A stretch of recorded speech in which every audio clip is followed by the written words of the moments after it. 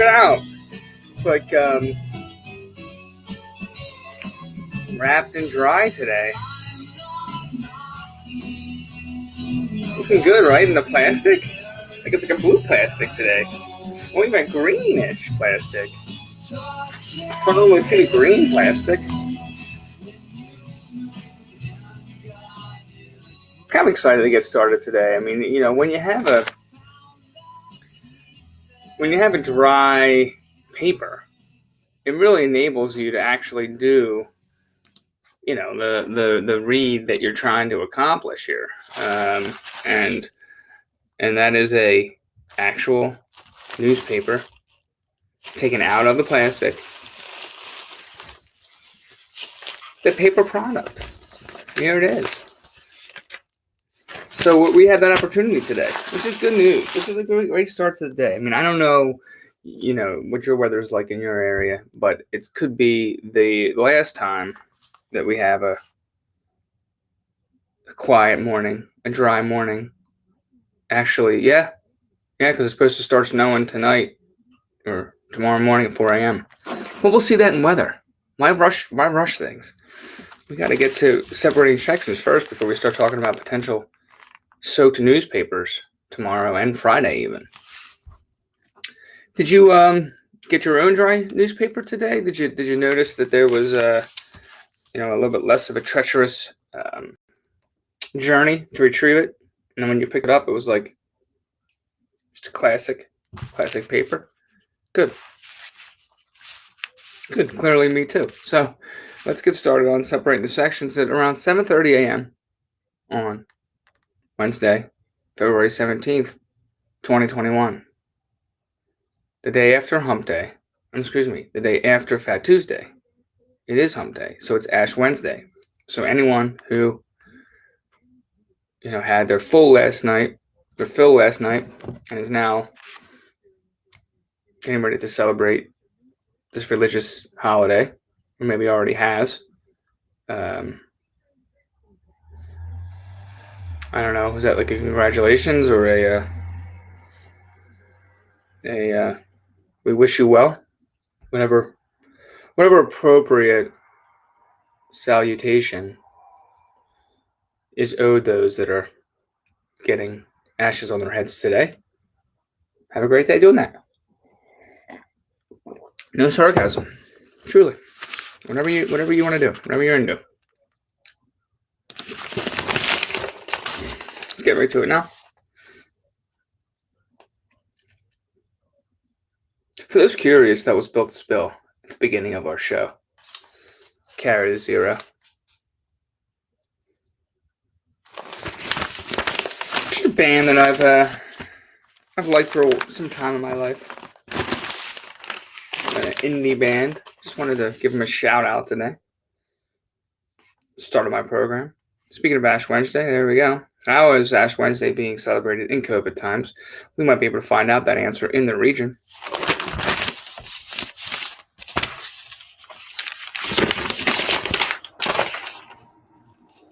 Life.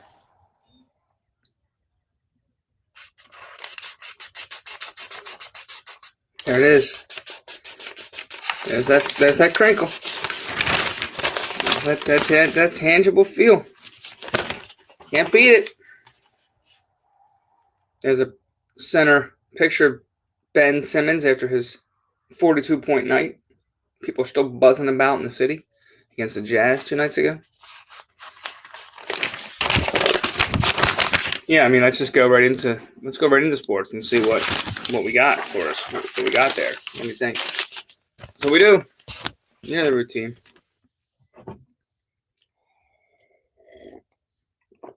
Ben Simmons is going to try to duplicate that performance. It seems a little bit unlikely. However, why not build off it tonight against the Rockets, 7:30 p.m. A little bit more reasonable start to a game for us in the Eastern time zone.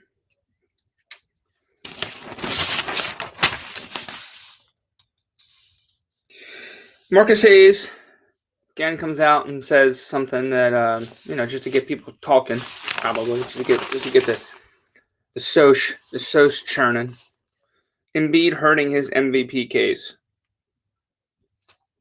He goes, Joel Embiid, MVP? More like Joel Embiid, DNP. Did not play. The most compelling line of the NBA race doesn't involve points or rebounds or win shares. It's this line, 28, 28, 36. That's the number of games the Lakers have played, the number of games LeBron James has played, and LeBron James's age. Embiid, he's 28, 22, 26. Quick analysis of the difference there is Embiid's got 6 less games played and 10 less years old.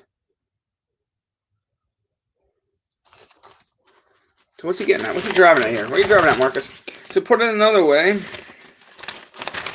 the oldest starter in the NBA has played in 21% more games than a man 10 years his junior. A decade.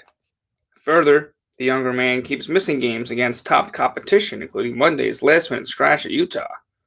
This fact should not be lost on voters.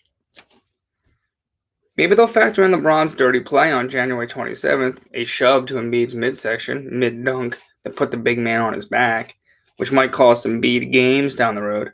That will be just, but unlikely, since that's LeBron's brand. I don't know how I feel about that take. It's 2 different players, 2 different builds, 2 different skill sets, 2 different, 2 different body chemistry, body shapes and needs.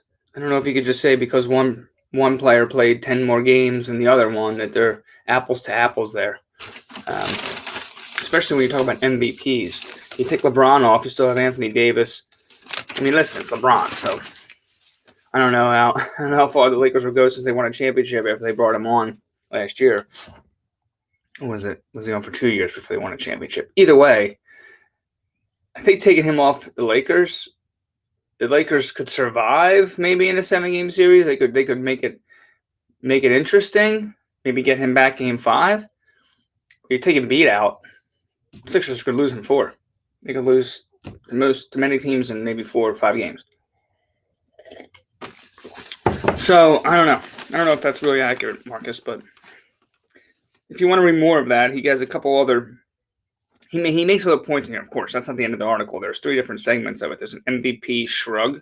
MV shrug. The fragile process. Embiid is a Cadillac. Embiid is a Cadillac Escalade of hoopers. Big, powerful, refined, and notoriously undependable. And the rest of the field. So he looks at who else is maybe out there that deserving some MVP votes. He suggests Damian Lillard in the absence of injured CJ McCollum and Devin Booker. Fresh news story. The old man has a 6-game lead. Talk about LeBron. I love how we call him an old man. He's in his mid-30s. But yeah, for the sake of NBA sports, I guess it is old. It's also not the Tom Brady though. David Murphy talking about Simmons being, quote, on a mission.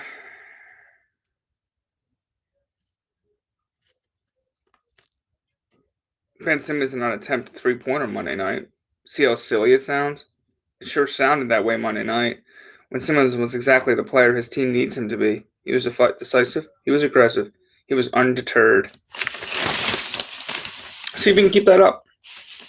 Flyers play tomorrow night, potentially, against the Rangers with a slew of players out because of COVID. I learned last night, I was watching the news. I was watching a sports show, a news sports show. I learned that THRU was the patient 0 there because he got the COVID first, passed it around. So, a lot of people. THRU, Konechny, Jake Voracek, Lindblom, Scott Lawton, not playing on Thursday. Justin Braun as well. So, I mean, I wonder what, like, if you looked at a FanDuel, what kind of lines he'd see for that game, knowing that all those players are out. I mean, you would think, hey, take the Rangers. But I guess it all depends upon the odds that you're given. If it's worth the money. Turning pages. Getting to the standings where nothing has changed. Yeah, nothing's changed. Although the Sixers did hit that double-digit loss mark, we know. They hit the 10 losses. You know, it's not going to last forever, those single-digit losses, but the Lakers are holding on. Jazz are holding on. Those are the only two teams. Okay. Not bad. Pretty good speed through of sports today, I feel like. See weather. You see that? See that weather? I was saying earlier, this could be our last dry paper. You're looking at, and unless they wrap it up, double wrap, not just a wrap so that the bottom of the paper is at the bottom of the wrap, but then you put another wrap on top, like opposite wise. So it kind of becomes like a wrapping paper kind of thing. You know what I mean? Anyway, my suggestion. If they don't do that, probably going to get a wet paper tomorrow. Maybe Friday morning too. And look, you got 5 to 6 inches. And then you see some sun, some higher temps. Let me just see, how are the Rockets? Sorry, I'm going to just take a quick look. How are the Rockets? 11 and 16. I think it matters, really, but I like to see, per the numbers, how the team we're faring and playing against is doing this year by the standings. Sunset today, 5:39. One more minute to 5:40. We will be at 6 o'clock in no time, people. We will be at 6 o'clock in no time, and we're all going to love it. Life. You like life? Imagine. Can you flip through life, or do you kind of take your time turning the pages of life and slowly enjoy the process of turning the page of life? Do you look at the pages as a day, perhaps? Each page a day. Do you take your time getting through that day, or do you speed it? Deep thoughts before we get into the life section, courtesy of your daily newspaper reader. We're gonna go to like an average pace, just so we can move this along. Here's a question: is double masking better than an N95? They consulted local health experts as well as the latest masking guidance from the CDC to lay out the most effective masking strategies. And those are, N95 masks are considered the gold standard, but they're not currently recommended for the general public. Unlike cloth and surgical masks, every N95 mask must be tested rigorously by the National Institute for Occupational Safety and Health. To get an NIOSH stamp of approval, each mask must filter out a minimum of 95% very small particles in the air. Hey, anybody out there with an N95 mask, raise your hand. I don't got one. I got those blue ones. That's like my go-to, standard blue mask. Although I have seen people wear it like inside out with the white forward, so I looked it up. And I'm like, am I doing it wrong? But then I saw, nope, the color, the blue, is supposed to be facing forward. So for those confused about that, at least that's what I learned on my Googling. The blue facing forward. My guess is sometimes when the white faces forward, it's just like people are just putting it on quickly and they don't really, intentionally mean for that. This double masking can improve protection, but it has to be done correctly. Fit is crucial. If adding a surgical mask underneath your cloth mask creates gaps, this defeats the purpose. Likewise, if double masking is uncomfortable and causing you to constantly readjust or touch your face, you're better off just wearing one. Unless the mask is secure, you may actually bring yourself at greater risk, said Shapiro, who is Craig Shapiro, a pediatric infectious disease specialist at Nemours Alfred I. DuPont Hospital for Children. So, in some cases, maybe it's not the best thing to wear two masks. All depends upon your first mask. Parent trip today. If you're interested in learning about some parents and a child, seem like they're happy about it. Yeah, they are. Happy new mom and dad. A new big brother in the house. Is that his sister or is that that's his little brother? Nope, that's his little sister Emma. Emma June, born January 8th. He's like, all right, Emma. I'm the man of this house when it comes to the kids. I got my dad here, but I kind of got him under control too, so you best get in line. I'm just kind of really projecting my thoughts onto this young boy. It's not really probably what he's thinking at all. He's probably just like, can I have a snack? Congrats to Gabriel Handler Rivera, 31 years old, and Will Rivera of Andorra, 32 years old. Oh, stretch time. Stretch time for CAROLYN.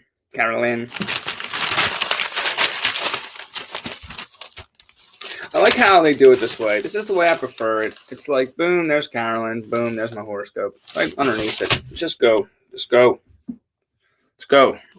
Speaking of which, let's go. My husband says he's living his best life throughout the pandemic. For me, this has been a silver-lined struggle. Before he woke early and commuted an hour or more to work each way, 4 days a week. He wore suits and had to attend, quote, important meetings. He traveled a lot and missed most family dinners. His weekends were full of kid activities and family time or more work.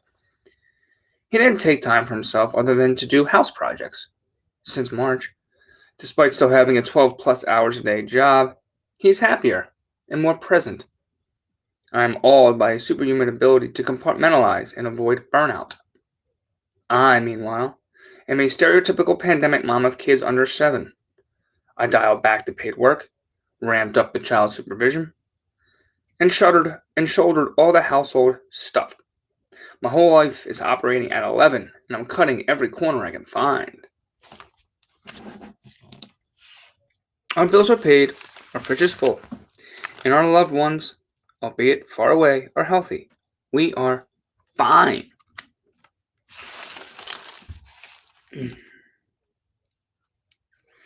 I'm proud I could foster such an incredible pandemic experience for dear husband, but his declaration that everything is great is demoralizing. I burned out back in June and again in November. He doesn't understand why anyone in our situation is having a hard time. I tried to explain the constant tidal wave of terrible news and stress and anxiety, and all your normal outlets are cut off from you, and you never get a break. And you feel guilt, stress, and demands all the time, keeping your kids physically and mentally healthy. He dismissed that explanation. It's a pretty sound explanation, letter writer. I think you should have been at least heard on that one, because I can relate in many ways. And many people out there, I'm sure, can too. Can you explain why everyone is struggling with pandemic-style living? Or maybe you have the magic bullet for how moms can thrive during this too. This isn't a race to see who has it worse. It's an attempt to understand and respect everyone's unique struggle so we can support each other. And CAROLYN says, which I think this is going to be good. This should be good for all of us, really. It's very, it's a widespread thought, I'm going to guess. It's not too esoteric to this particular person. It's a large umbrella this answer could consume and cover. Let's see what she says. CAROLYN says, I can't explain it any better than you did, or offer any relief you haven't already tried. I can curl up in the fetal position on my closet floor in sympathy, if that helps. I can also cite your message here as the right one to send your husband. Repeat till aha. Understand and respect everyone's unique struggle. Understand and respect everyone's unique struggle. Understand and respect everyone's unique struggle. Aha. You don't even need him to understand what yours is, just that you're having one. Different from his, because you're different. That epiphany would improve your world on contact. His feelings might explain his resistance. He was never home, now he's always home. And his spouse is now miserable. But he could easily do some math on his own and take your suffering personally. Hurt feelings block empathy more effectively than just about anything else. So address both. Quote, I love you that you're happy. And I love that you're happy and home with us. It helps. Are you able to see, though, ways that the pandemic experience has been very different for me? Asking may activate sympathy better than telling. Quote, baseline, I don't need you to understand my position, just that it's different. Please grant me that. Fingers crossed. Good one. Thank you, Carolyn. Let's do this one now. Let's talk about. Whoa. Oh. Wow. I'm sorry. Whatever you gotta do to get through the morning, whatever you got to read. If that involves like quick changes of the video output, then go for it. What is Scorpio going to say? Scorpio's going to say, you will mail it in today. No, never mail it in. I'm always committed 100%. Cooperation is a must. Others will have plans that involve you. A legal matter might need your attention. Uh-oh. You can make a decision about a partnership. The prospect of a more settled and committed situation can have appeal. All right. Wouldn't we all like to have a committed, stable situation, I think? Some people probably thrive on the chaos, but as you get older, I'd imagine you're probably like, okay, can I just especially now, you're like, can we just get a routine in place? Can we just get something that doesn't seem so disjointed and unsettled? Another horoscope that might be able to apply broadly, just like Carolyn's column could apply broadly. So, a valuable back-to-back segment of the show, I think. And isn't it, my opinion, is all that matters on this program? Sometimes you just gotta do stuff for yourself. You gotta say, I need a creative outlet. And I'm just gonna do it. Responses be damned, right? Sometimes you just have to. All right, we are done with life. Now we are moving on to region. Where are we? What region? I just said that. You want to look at this Ash Wednesday column, or do you?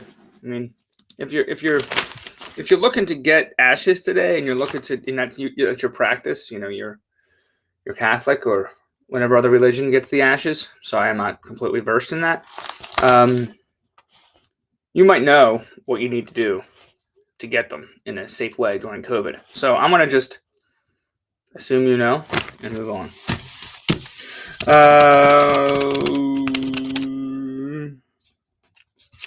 Therapist who hired a quote enforcer avoids jail time. A therapist hired an enforcer. A South Jersey therapist was sentenced Tuesday to 6 months of home detention after she paid $4,000 to an undercover FBI agent who posed as a hitman, willing to beat up an ex-boyfriend. She said took her money and kept her quote in constant state of fear. Diane Sylvia paid the would-be enforcer, but the plan never went through. On Tuesday, the 60-year-old Summers Point woman told U.S. District Judge Joseph Rodriguez in Camden that she recognized her crime and, quote, never truly wanted to hurt the ex-boyfriend, Tom Hooley. But she said, quote, it seemed like the only way to be safe and to make sure he did not hurt anyone else. I think there's more to that story. So if you want to read the whole story, do it up. Check it out. Here's a couple headlines here. They're all blaring at me here. There's a bunch of them. So here's Philadelphia officer accused of teen sex assault. The alleged incidents began when she was in 8th grade and continued over 4 years. A longtime Philadelphia police officer has been arrested on allegations that he sexually assaulted a teenage girl, starting when she was in 8th grade. Officer Charles Young was arrested Thursday on charges that include involuntary deviant sexual intercourse, corruption of a minor, and indecent sexual assault, all felonies. He's the 4th officer in 3 weeks to face criminal charges. Alleged victim in Young's case said she first met Young and his partner in 2004 during her walks home from school, according to court documents. While on solo patrol one day, Young allegedly gave the girl his phone number and they met up that evening. They drove to Delaware Avenue and Spring Garden Street and engaged in sexual contact in his Cadillac, including intercourse, after Young allayed her concerns about the alleged assault, according to the arrest report. He asked her to trust him, the report states. Over the next 4 years, Young would allegedly pick up the girl from her home and school, sometimes in his police vehicle, and continue the sexual contact, giving her money on occasion, and telling her not to disclose to her mother what had happened.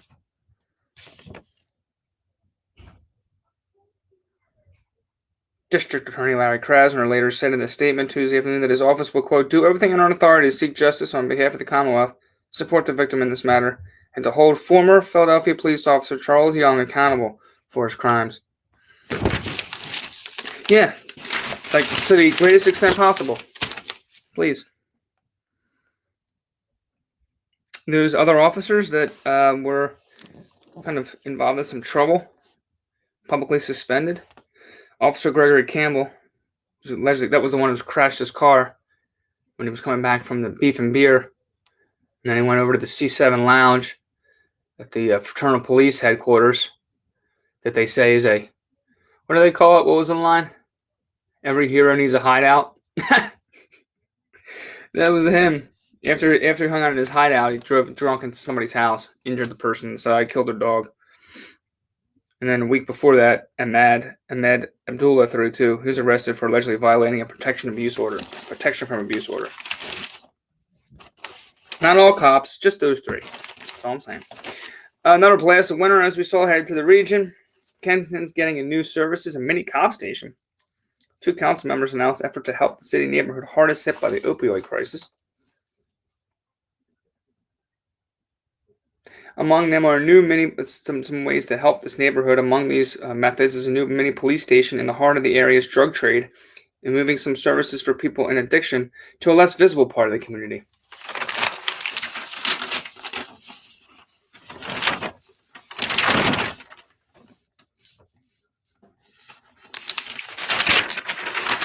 Some people are riffing on, looks like people are riffing on the Fat Tuesday, but they're calling it Slim Tuesday.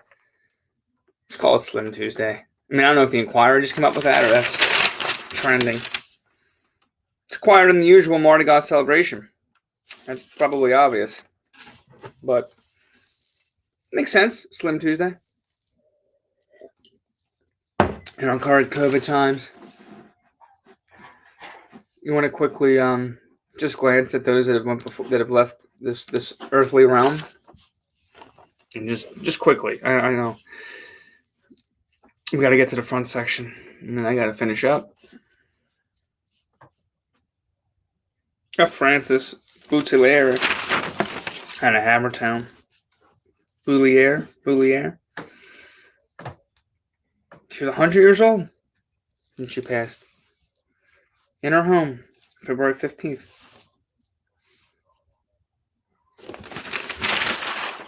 There are a bunch of people here. Faye Whitaker. Very small over for Faye, but still a person who passed and deserves a moment. There she is. There's Faye. Oh, there she goes. Rest in peace, Faye. We got Diane Doherty of Wayne. Passed away at 86. Another died suddenly person, Nick Rajagopal, on February 2nd. No, no. Oh, no. Nick's mother will be creating the Nick Rajagopal Memorial Fund to benefit artists who are struggling with mental health and addiction. Yeah. That's always my fear, like I said, when I say suddenly.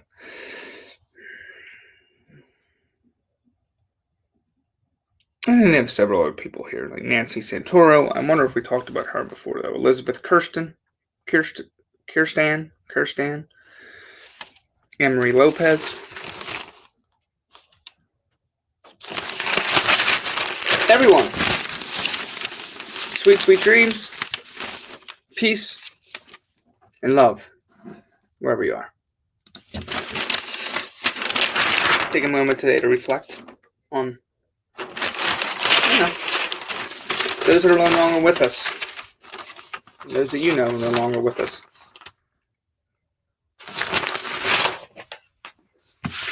We've made it. We made it. The last section of the traditional paper read.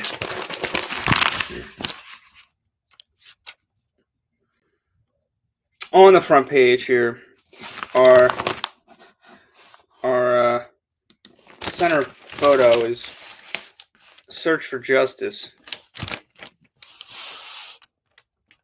Not sure what that is or who that is, but I'll read it right now and find out. A former Philly officer, now operating alone and without funding, has made it his mission to expose police shootings of black people. That's Terrence Jones. He's a Philadelphia police officer from the 90s. So he's trying to, advocate in his own time. Gets in retirement, for that issue. I'll have to read more about it in my own time. Right now, I want to just get through the front section. The pandemic is leaving the city in a big hole in the budget. Officials hope for help from Washington, but say that won't serve a dire long-term situation. Philadelphia officials offered a grim outlook on the city's finances Tuesday as they warned that the budget Mayor Jim Kenney presents this spring could come with the painful cuts to fill a $450 million deficit. The pain won't end there. It could take years for the city to recover from the fiscal impact of the coronavirus pandemic, officials said. And there will soon only be enough money in reserves to run the city for about 3 days. The warning came as local and state governments across the country are hoping for relief from a new federal coronavirus relief package. Philadelphia officials expressed optimism about the desperately needed lifeline from Washington, but said it won't solve the city's dire financial situation by itself. Yikes. I guess as many towns, probably more towns than not, are facing similar budget issues. Wow, 16 dead in massive winter storm. Millions were left without power in record cold as warnings swept from Canada to Mexico.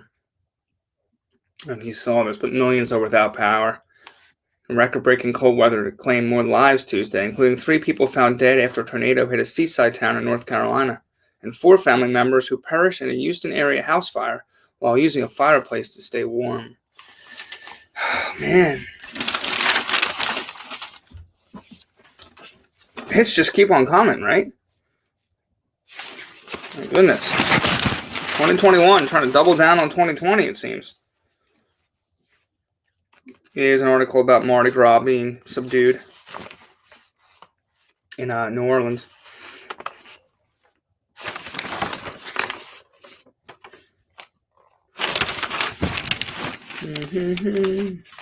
N95 paradox. Another piece on N95 masks. They're saying they're plentiful, but they're rationed. Communication problems appear to be depriving many frontline workers of the medical-grade masks. It's just communications, just so important. It's the bedrock.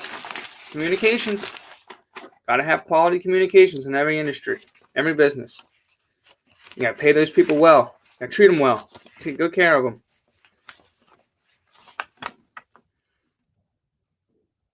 Associated Press investigation found a logistical breakdown at the heart of the perceived mask shortage, rooted in federal failures to coordinate supply chains and provide hospitals with clear rules about how to manage medical equipment. Jeez, Bitcoin is up to 50,000? Whoa. Should have hung on to those 0.000867 Bitcoins I had. Cost a single Bitcoin surpasses 50K. Oof.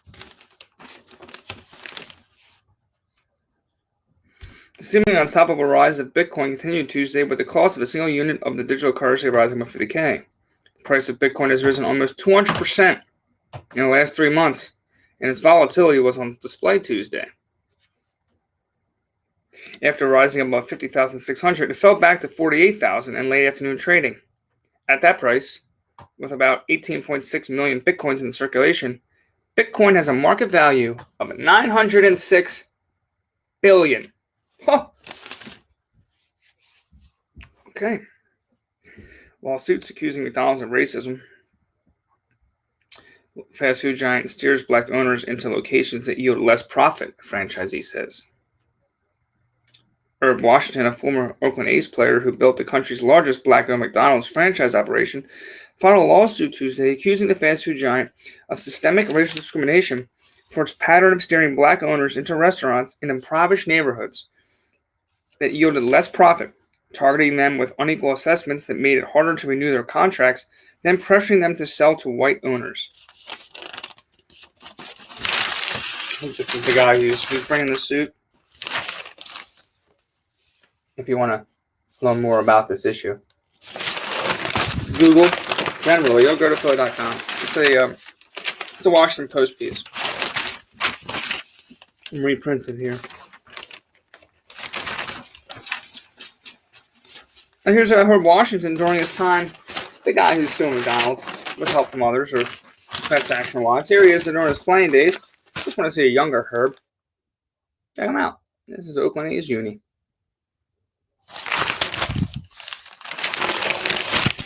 Going into the letters section. Looks like we got a couple more pages to turn, but I think we're going to be there in a moment. Actually, we're going to be there right now.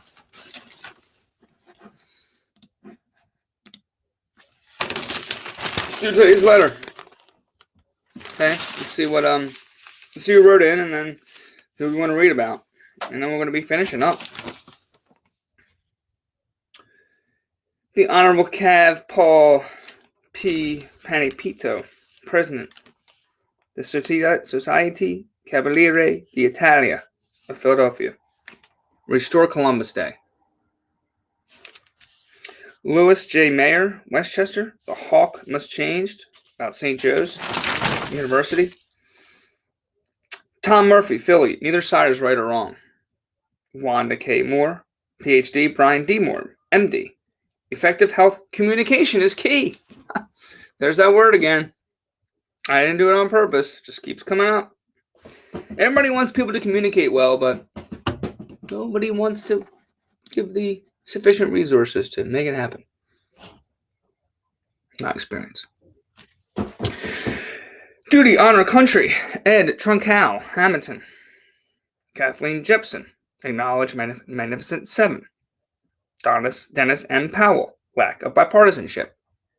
Mark Hurwitz, Ridley Park, Test of Loyalty. And then lastly, Ralph D. Bloch, Jenkintown, Profiles in Courage. It's a lot of letters, but I'm going to be honest with you, none of them really strike me as something that I'm like dying to read.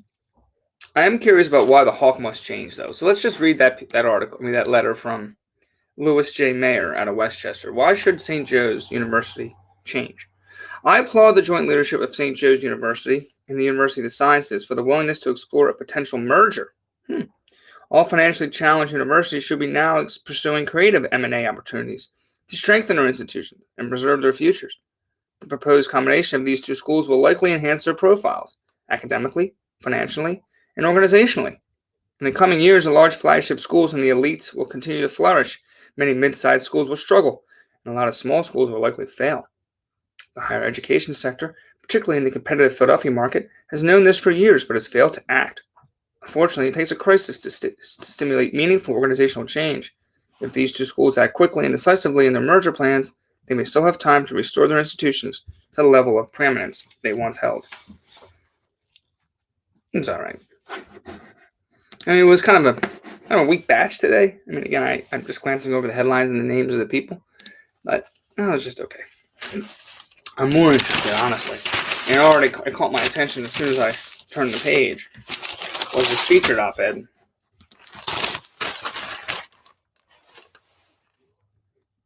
Addressing students' trauma in class.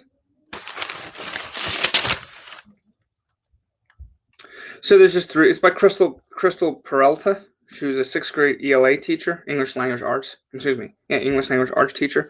In her 8th year teaching at Kip Witzer Middle School in Camden. She attended New Jersey City University, where she completed an undergrad teaching degree, has a master's degree from Liberty.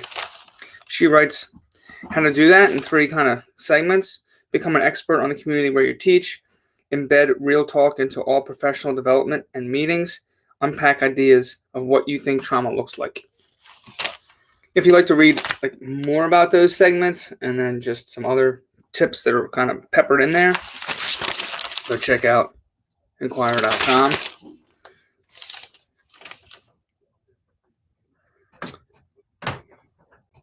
She's just saying real quick, in Camden, where she teaches,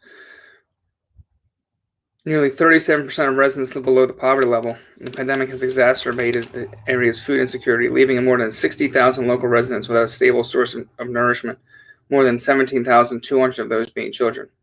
How are students exposed to focus on learning when their stomachs are grumbling for a meal? So we talked about a few days ago when we were looking at Desiree Lamar Murphy and her efforts to feed Upper Darby people from our driveway. Not enough food in this country. We need more food. Help kids learn and be healthy. And with that, we're done. We made it. Hope you had a nice time with me this morning. Hump day read. Tomorrow, we'll either be online, as we mentioned, or maybe I'll get a dry paper. We'll see. Until then, it's 8:09 a.m. Enjoy the rest of your day. Have a great one. Make it positive. You know. Try to find that silver lining, I guess, that man and that CAROLYN piece. He seemed to have found it. He seemed to be grabbing onto it tight. Maybe we can all look for that today somehow. Catch you later.